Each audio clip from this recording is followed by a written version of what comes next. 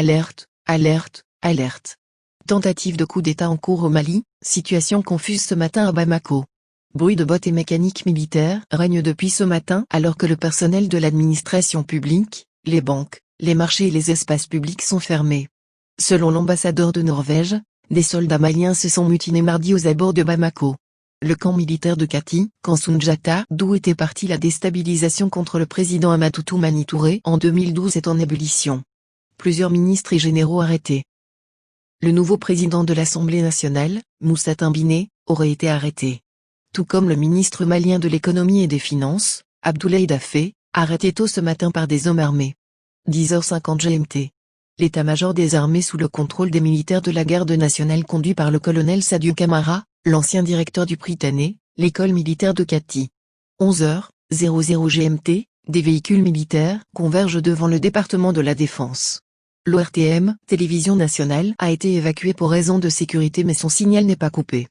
12h30 GMT, le chef d'État malien, Ibrahima Boubacar Keïta, se serait réfugié dans le camp des forces des Nations Unies au Mali, MINUSMA. Une source sécuritaire proche du palais Koulouba dément l'information mais évoque une mutinerie orchestrée par un haut gradé limogé la veille et qui a des comptes à régler. C'est une affaire entre militaires. 13h58 GMT, l'envoyé spécial des États-Unis pour le Sahel, Peter Pham, réitère l'opposition de son pays à toute prise de pouvoir par la force. 14h30 GMT, communiqué de la CEDEAO. La CEDEAO suit avec une grande préoccupation les développements en cours au Mali depuis la matinée de ce 18 août 2020, avec une mutinerie déclenchée dans un contexte socio-politique déjà très complexe. Cette mutinerie intervient alors que, depuis plusieurs mois, la CEDEAO entreprend des initiatives et déploie des efforts de médiation entre toutes les parties maliennes. Aussi, la CEDEAO appelle-t-elle les militaires à regagner sans délai leurs casernes, en demandant à toutes les parties prenantes maliennes de privilégier le dialogue pour résoudre la crise que traverse leur pays. La CEDEAO rappelle sa ferme opposition à tout changement politique anticonstitutionnel et invite les militaires à demeurer dans une posture républicaine.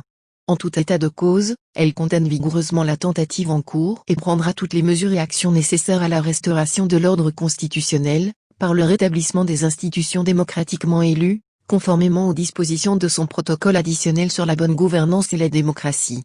Par ailleurs, la CEDEAO réitère sa disponibilité, en rapport avec les Nations Unies, l'Union africaine, l'Union européenne et tous les partenaires multilatéraux et bilatéraux du Mali, de continuer à accompagner les parties prenantes maliennes dans leurs efforts pour résoudre la crise.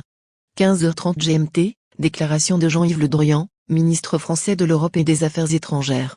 La France a pris connaissance avec inquiétude de la mutinerie qui s'est engagée aujourd'hui à Kati au Mali. Elle condamne avec la plus grande fermeté cet événement grave. À cet égard, la France partage pleinement la position exprimée par la Communauté économique des États de l'Afrique de l'Ouest, CEDEAO, dans le communiqué qu'elle vient de faire paraître et qui appelle au maintien de l'ordre constitutionnel et exhorte les militaires à regagner sans délai leurs casernes. La France réaffirme avec force son plein attachement à la souveraineté et à la démocratie malienne. Les autorités françaises au plus haut niveau restent très attentives à l'évolution de la situation au Mali. Les États-Unis ont déclaré s'opposer à tout changement de gouvernement en dehors du cadre légal au Mali, y compris par l'armée, a indiqué l'émissaire américain pour le Sahel, Peter Pham.